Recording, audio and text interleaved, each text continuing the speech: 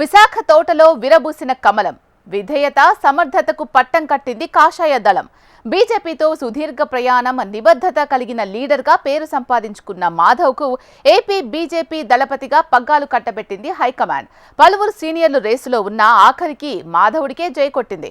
మరి ఏపీలో బీజేపీని నడిపించడంలో ఆయన ముందున్న సవాళ్లేంటి? కూటమి పార్టీలతో దోస్తీ కంటిన్యూ చేస్తూనే రాష్ట్రంలో పార్టీ పటిష్టతపై దృష్టి పెట్టడంలో సక్సెస్ అవుతారా? మాధవ్కు అధిష్టానం ఇచ్చిన టాస్క్ను పూర్తి చేస్తారా? బీజేపీకి వినయ విధేయుడు విశాఖ మాధవుడు. బెల్లం చుట్టూ ఈగల అధికారం ఎక్కడుంటే అక్కడ రాజకీయ నాయకులు ప్రత్యక్షమయ్యే ఈ రోజుల్లో నమ్మిన సిద్ధాంతానికి కట్టుబడి పవరున్నా లేకున్నా పార్టీకి అంకితమైన కమల సేవకుడు. అందుకే విధేయతకు పట్టం కట్టింది అధిష్టానం. ఎలాంటి అంచనాలు లేకుండానే ఆంధ్రప్రదేశ్ బీజేపీ పగ్గాలు చేపట్టారు. రాష్ట్ర అధ్యక్ష పదవికి పలు పేర్లు పరిశీలనలో ఉన్నాయంటూ చాలామంది తెరమీదికి వచ్చిన మొదటి నుంచి పార్టీకి నమ్మిన నేతగా ఉన్న మాధవ్ వైపు అధిష్టానం మొగ్గు చూపింది.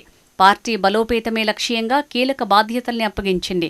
అయితే మిగతా రాష్ట్రాలతో పోలిస్తే ఏపీ చీఫ్గా మాధవ్ది భిన్నమైన పాత్ర అనే చెప్పాలి. కూటమిలోని రెండు మిత్రపక్షాల్ని సమన్వయం చేసుకుంటూనే క్షేత్రస్థాయిలో లోటస్ విస్తరణకు కృషి చేయాల్సి ఉంటుంది. మాధవ్కి బీజేపీతో సుదీర్ఘ రాజకీయ అనుబంధం ఉంది. మాధవ్ తండ్రి చలపతిరావు ఆర్ఎస్ఎస్ నాయకుడిగా ప్రయాణం మొదలుపెట్టి ఉమ్మడి రాష్ట్ర అధ్యక్షుడిగా పనిచేశారు. దీంతో మాధవ్కు చిన్నప్పటి నుంచే బీజేపీతో మంచి అనుబంధం ఏర్పడింది. ఆయన ఆర్ఎస్ఎస్తో పాటు బీజేపీ యూత్ వింగ్ బీజేవైఎంలో పనిచేశారు. 2003లో భారతీయ జనతా యువ మోర్చాలో చేరి క్రియాశీల రాజకీయాల్లోకి అడుగుపెట్టారు. 2003 నుంచి 2007 వరకు బీజేవైఎం రాష్ట్ర ఉపాధ్యక్షునిగా, 2007 నుంచి 2010 వరకు బీజేవైఎం రాష్ట్ర ప్రధాన కార్యదర్శిగా, 2010 నుంచి 2013 వరకు బీజేవైఎం జాతీయ ప్రధాన కార్యదర్శిగా పనిచేశారు. 2009లో విశాఖ ఉత్తర నియోజకవర్గం నుంచి బీజేపీ అభ్యర్థిగా పోటీ చేసి ఓడిపోయారు మాధవ్. 2017లో ఆంధ్రప్రదేశ్ శాసనమండలికి జరిగిన ఎన్నికల్లో ఉత్తరాంధ్ర పట్టభద్రుల నియోజకవర్గం నుంచి బీజేపీ అభ్యర్థిగా పోటీ చేసి ఎమ్మెల్సీగా ఎన్నికై శాసనమండలిలో బీజేపీ ఫ్లోర్ లీడర్గా పనిచేశారు. పార్టీ కోసం నిబద్ధతతో పనిచేసే నాయకుడిగా గుర్తింపు తెచ్చుకున్నారు. ఇదే ఇప్పుడు ఆయనను రాష్ట్ర అధ్యక్షుడి వరకు తీసుకువెళ్లింది. ప్రస్తుతం ఏపీలో కూటమి ప్రభుత్వం కొనసాగుతుంది. టీడీపీ, జనసేన పార్టీలతో కలిసి బీజేపీ అధికారంలో ఉంది. కాబట్టి ఈ రెండు పార్టీలను సమన్వయం చేసుకుంటూ ముందుకు వెళ్తూనే బీజేపీని బలోపేతం చేసుకోవాలి. ఇది మాధవ్ ముందున్న అతిపెద్ద సవాల్. ఇక బీజేపీలోని పెద్ద నాయకులను కాదని మాధవ్కు అధ్యక్ష బాధ్యతలు అప్పగించింది అధిష్టానం. కాబట్టి ఆయన అందరినీ కలుపుకుపోతూ ముందుకు వెళ్లాల్సి ఉంటుంది. సొంతంగా బలాన్ని పెంచుకుంటూనే పార్టీ బలాన్ని కూడా పెంచాల్సి ఉంటుంది.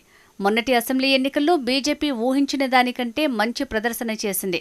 కూటమి పార్టీల సహకారంతో మంచి సీట్లనే సాధించింది. వచ్చే ఎన్నికల్లో ఇప్పటికంటే ఎక్కువ ఓట్లు, సీట్లు సాధించి మాధవ్ నాయకత్వాన్ని నిరూపించుకోవాల్సి ఉంటుంది. ఇది ఆయనకు పెద్ద సవాలనే చెప్పాలి. కూటమి స్నేహ బంధంలో 2024 ఎన్నికల్లో 8 అసెంబ్లీ స్థానాలు, 3 పార్లమెంట్ స్థానాలు, 1 శాసనమండలి సభ్యుడిని బీజేపీ తన ఖాతాలో వేసుకుంది. అంతేకాదు గతంలో ఎన్నడూ లేని విధంగా భారీగా ఓట్ షేర్ పెంచుకుంది. ప్రధాని మోడీ ప్రత్యేక ఫోకస్తో నిర్మాణాత్మకంగా ముందుకు దూసుకువెళ్తోంది. దీంతో ఆంధ్రాలో మిత్రబంధం కొనసాగిస్తూనే సొంతంగా పార్టీ ఎదగాలనే ఆలోచన కేంద్రం చేస్తోంది. ఆంధ్రాకి కేంద్రం అందిస్తున్న సహాయం, చేస్తున్న అభివృద్ధిని ప్రజల్లోకి తీసుకువెళ్లి పార్టీ పటిష్టత పెంచాల్సి ఉంటుంది. దీనికి మాధవ్ లాంటి సమర్థులు అవసరమని బీజేపీ పెద్దలు భావించారు. అంతేకాదు వలస నాయకులు కన్నా కాషాయదళంకే పగ్గాలు ఇవ్వాలని నిర్ణయించారు. దీంతో పీవీఎన్ మాధవ్ ఏపీ అధ్యక్షుడిగా ఏకగ్రీవ ఎన్నికయ్యారు. బీజేపీలో బీసీ నేతలు కీరోలు అవ్వటం లేదనే విమర్శ నుంచి కూడా బయటపడేందుకు ఆదివెలమ అయిన మాధవ్ని ఎన్నుకున్నారు. మిత్రపక్షంలో టీడీపీ అధినేత చంద్రబాబు లాంటి రాజకీయ ఉద్దండుడు ఉన్నారు. Power politics leader Pawan Kalyan కూడా ప్రభుత్వంలో లీడ్ చేస్తున్నారు. మరోవైపు ప్రతిపక్షంలో జగన్ కూడా కూటమిని కార్నర్ చేస్తూ వస్తున్నారు. దీంతో వీళ్లందరినీ సమన్వయపరుచుకుంటూ ఏపీలో పార్టీ సమగ్రతను పెంచాల్సి ఉంది. కింది స్థాయి నుంచి రాష్ట్ర స్థాయి వరకు కూటమి పార్టీలతో స్నేహపూర్వక వాతావరణాన్ని కొనసాగించాల్సి ఉంటుంది. క్షేత్రస్థాయిలో కూటమి లీడర్లతో కమలం శ్రేణులకు ఎలాంటి విభేదాలు లేకుండా పార్టీని ముందుకు నడిపించాల్సి ఉంది. కేంద్రంలో టీడీపీ, జనసేన సపోర్టు కీలకంగా మారిన నేపథ్యంలో వారితో ఎలాంటి పొరపక్షాలు లేకుండా చూసుకోవాల్సి ఉంది. మరోవైపు బీజేపీలో ఇప్పటికే అధ్యక్ష పదవి రేసులో ఉండి పార్టీ నిర్ణయానికి కట్టుబడిన సుజనా చౌదరితో పాటు మాజీ అధ్యక్షుడు సోము వీర్రాజు, పురంధరేశ్వరి లాంటి నేతలతో ఆలోచనలు చేయాల్సి ఉంది. వచ్చే ఎన్నికల నాటికి పార్టీని సంస్థాగతంగా నిర్మాణం చేయటం ఆయన ప్రధాన బాధ్యత. ఇలా ప్రతి వ్యూహాల మధ్య ఆంధ్ర పగ్గాలు చేపట్టి ముందడుగు వేయబోతున్నారు మాధవ్. త్వరలో జరిగే స్థానిక ఎన్నికల రూపంలో ఆయనకు తొలి పరీక్ష ఎదురు కాబోతోంది.